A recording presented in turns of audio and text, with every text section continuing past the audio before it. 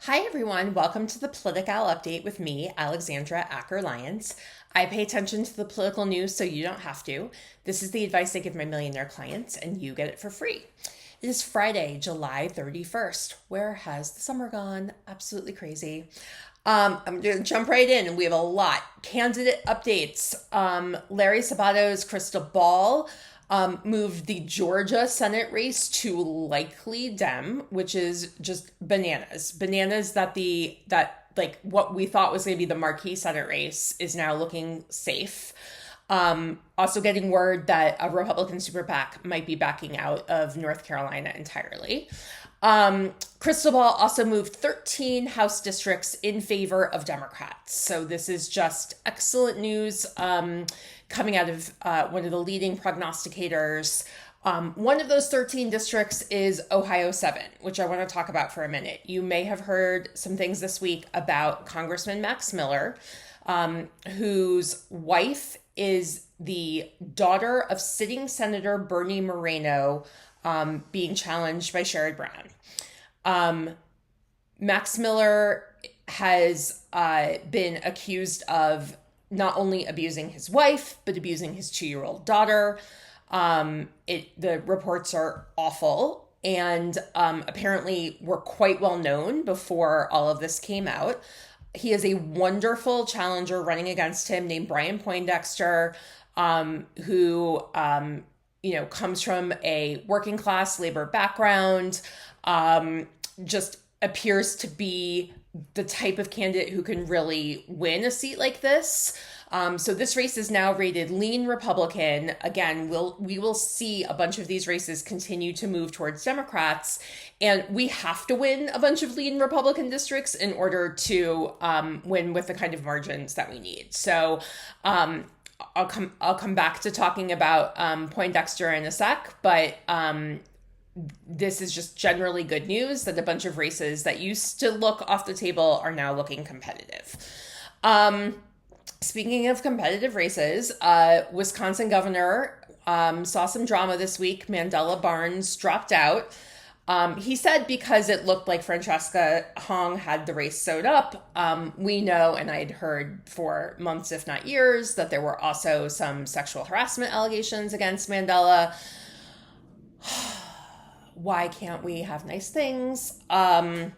So with a week and a half to go, this race is really starting to shape up, looking like Francesca Hong, the DSA-backed candidate, who has been ahead in all of the polls with a last-minute rally around David Crowley to try to stop her. So we shall see. Of course, we have Michigan primaries coming up next week, along with some other states, but with Michigan being really the marquee state.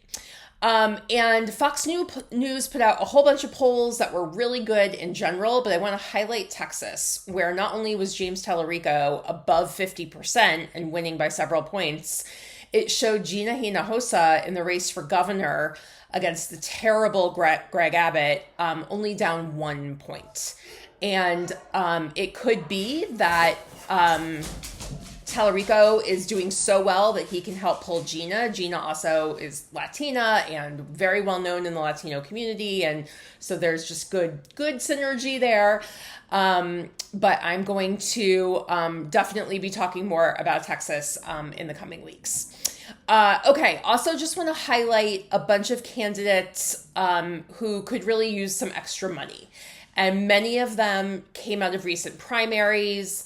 Some of these will not be unknowns to you, but I looked at all the FEC data in my giant spreadsheet. I updated it with all of last quarter's data and really looked at where there's a discrepancy and a race where we can really win. And I also want to note that we have many of our candidates who are vastly outraising their Republican counterparts. So most of this is just because they had a primary or other circumstances. And I will put a link to give to all of them in the notes. But on the Senate side, it is Josh Turek in Iowa, Troy Jackson in Maine, Scott Cullum in Mississippi, and Dan Osborne in Nebraska. On the House side, Amish Shah coming out of Arizona won just last week.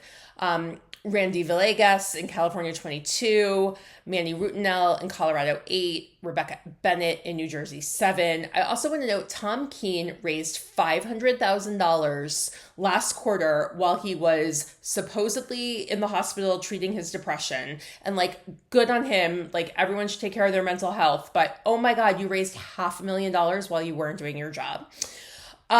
Kate Conley in New York, 17. The aforementioned Brian Poindexter in Ohio, 7. Bob Harvey in Pennsylvania, 1. And Shannon Taylor in Virginia, 1. So again, I'll put that link in the notes. And then I wanted also note, there are 3 women running in safe seats for the general election, but who need help getting through their late primaries. And it's Tram Nugent in Massachusetts, 6. This is the open Seth Moulton seat. She has been leading in the very few polls that have been done, but she's running against 2 self-funders. So she's up against $7 million. She's trying to raise another $250,000 before that primary in just a couple of weeks in Massachusetts. And then 2 in Rhode Island. Kim Ahern, who is running for Attorney General of Rhode Island, her leading opponent in the primary is anti-choice. He is a bad dude, and he has a lot of money behind him. And then Helena Folks, who is running for governor in Rhode Island against the sitting incumbent, and she is ahead in almost all the polls. So Banana agrees that you should give to these 3 women. In particular, we've seen women's numbers really be stagnant, and primaries are where we can make a difference. Okay, really quickly, other good news. Trump's disapproval numbers are at an all-time low in 3 different polls. One poll shows the Democratic enthusiasm gap as plus 17. So all of this is great and helpful, but we can't take anything for granted, especially as we're looking to expand the map. And Elon Musk said he's going to spend $100 million in some of the expansion Senate states. I say go for it, bro. Like, at some point, these states get saturated. Go spend your money. We will make you the bad guy. We saw this backfire in Wisconsin in the Supreme Court race there last year. But, you know, the DNC drama, several articles coming out in the last week or so, as well as the second quarter fundraising, which, like, I took time to look through those FEC reports. You should too. Bananas bringing shoes. It's not great. And like that discrepancy between the candidates that I talked about is a place where Republicans can really make up ground. So I'm not going to go into all the DNC stuff too much, except to say, this is a problem that we can solve after November. We got to stay focused on the ball. We can be giving to the DCCC and the DSCC and all of these candidates and all of the amazing grassroots organizations in so many of these states and districts that really make a difference. Field accounts for 1% to 2%. And that 1% to 2% in most of these races is the ball game.